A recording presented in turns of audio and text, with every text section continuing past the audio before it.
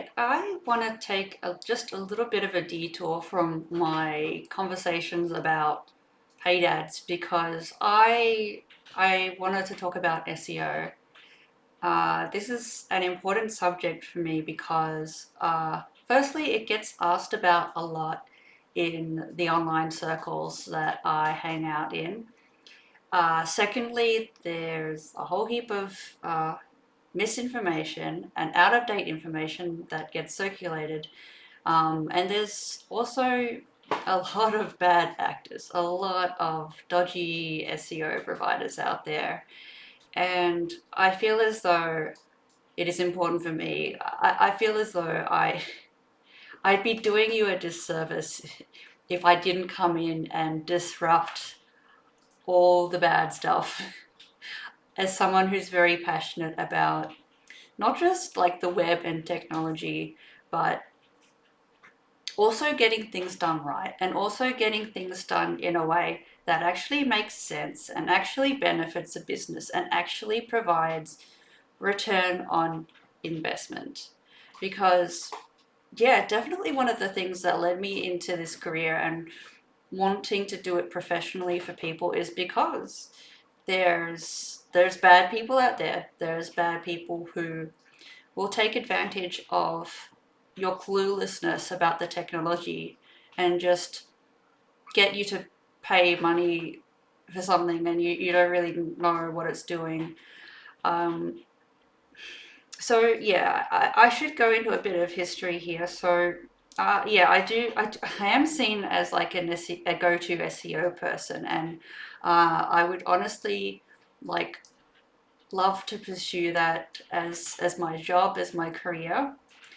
Uh, the reason why I don't is because there's actually a lot of good people out there who do SEO, and there's a vital part of it is actually coming up with content and actually like being able to write copy really well on a variety of different subjects, and that is unfortunately something that I'm not comfortable doing.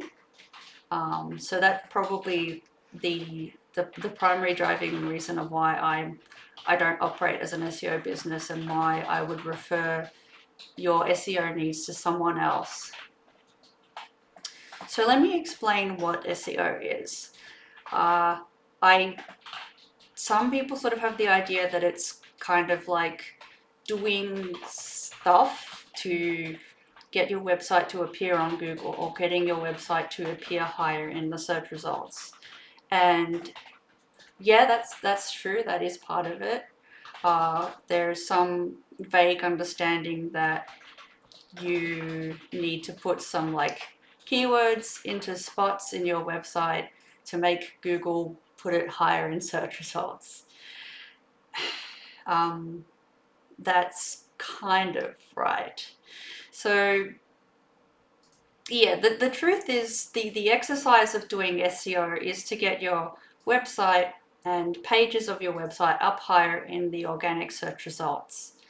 And if you do the exercise of SEO well, it'll also boost the position of your paid Google ads.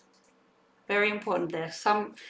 Just another thing that people falsely believe is that if you pay for spots on Google search results, you don't need to do SEO, but that is totally wrong. Actually, the Google, when it comes to deciding what sponsored results to show in the ads, will also use the same algorithm and the same um, the same data to determine what order to put those sponsored results in. And if you haven't optimized your website for organic SEO at all, and you run Google ads, Google might not even put your ad in those results. It's like, that's how important it is.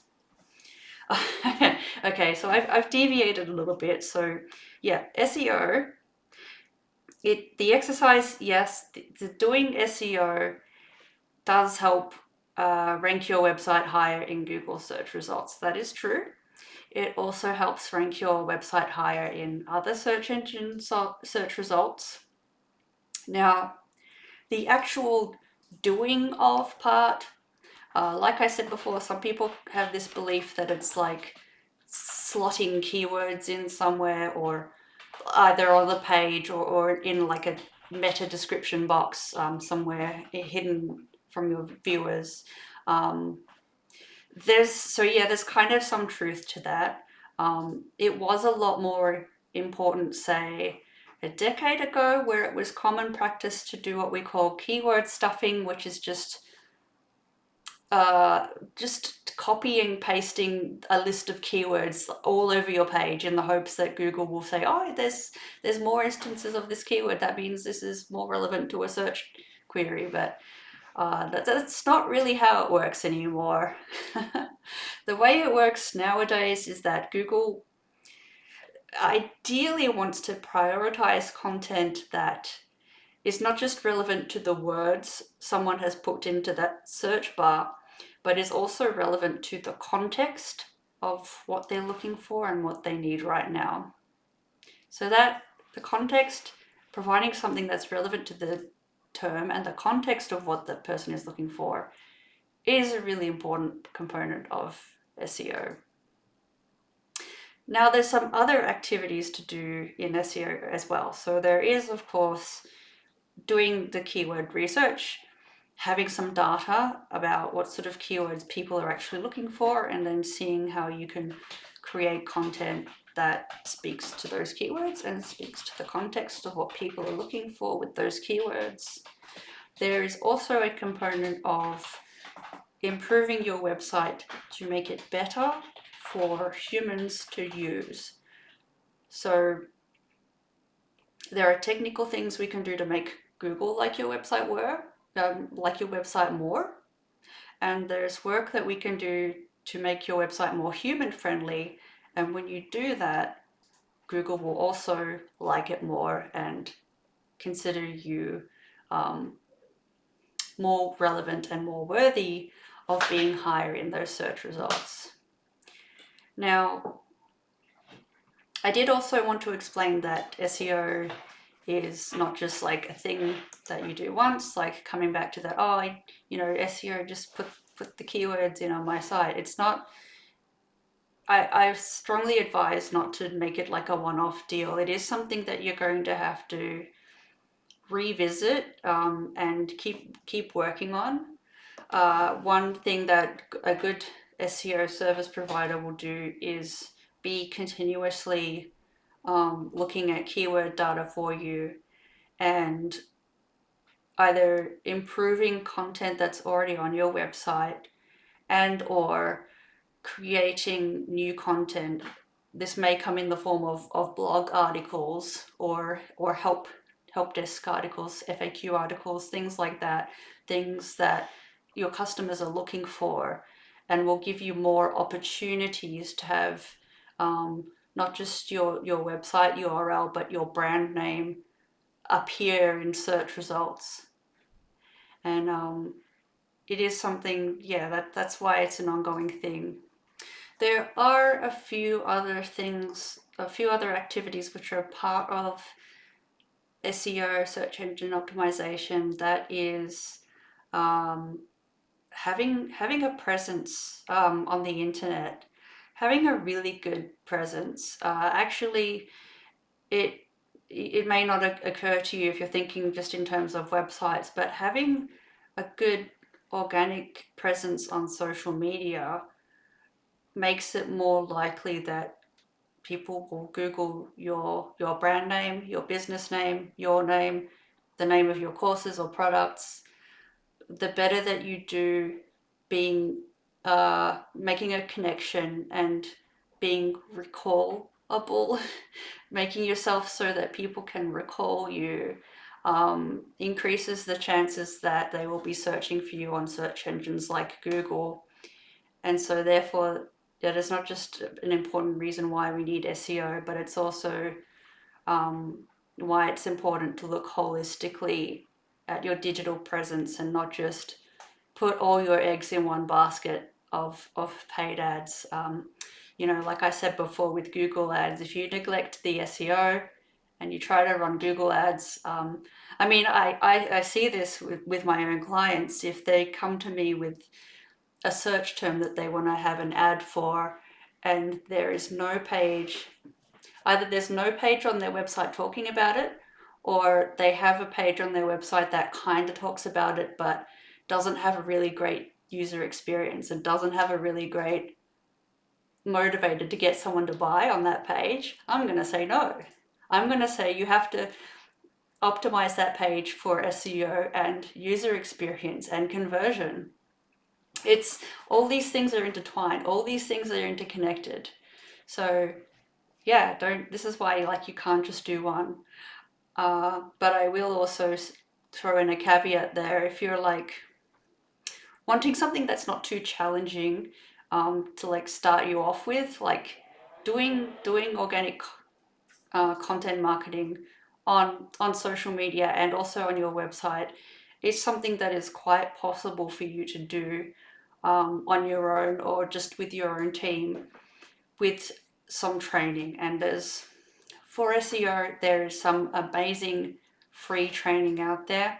I do want to point you in the direction of Kate Toon. Kate Toon's The Recipe for SEO Success website has got a free course, SEO Nibbles, I think it's called. It's for the beginner.